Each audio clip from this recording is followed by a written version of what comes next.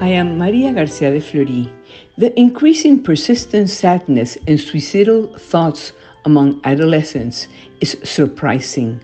Studies link many of these trends to the rise of social media and its impact on the psychological health of children and young people, particularly the comparison and despair that occurs when, for example, girls, when overcoming the bodily changes of puberty, see pictures of their peers and celebrities and compare themselves to them. Or the explosion in social networks that lead girls, boys, adolescents to begin to identify themselves as boys trapped in girls' bodies or vice versa. All of this is causing a mental health crisis that is growing rapidly, and it is a crisis that cannot be adequately addressed with anti-anxiety medication. Something much bigger is happening.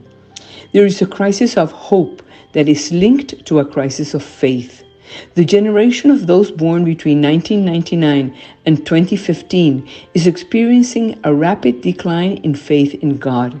Since 2010, religious practice among high school and college students has declined, and many now define themselves as atheist or agnostic.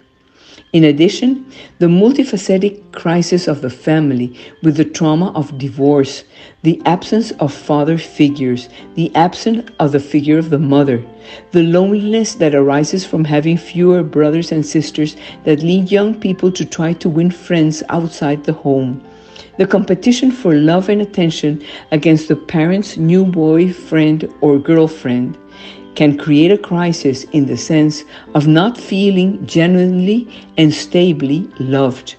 Being loved unconditionally and firmly is the true source of joy, of what can give hope in the midst of setbacks and contradictions. Pope John Paul II once said, "Man cannot live without love. The person continues to be an incomprehensible being for himself. His life lacks meaning. If love is not revealed to him, if he does not find love, if he does not experience it and make it his own, if he does not participate intimately in it, he lacks meaning." The cultural drugs of consumerist materialism, and along with the pursuit of pleasure for pleasure's sake, of comfort, can distract us from this fundamental human need. Those who promote the right to suicide and indeed glorify it as a noble and dignified choice in response to suffering are doing untold harm. For the love of our youth and anyone else tempted to suicide, we must vigorously and perseveringly oppose to this cultural poison. In his 2008 encyclical of Christian Hope, Spe Salvi, Pope Benedict XVI described hopelessness as those who live without God in the world. We are called to become sowers and diffusers of hope, to help others find meaning and also find meaning in their lives, even in the most ordinary activities.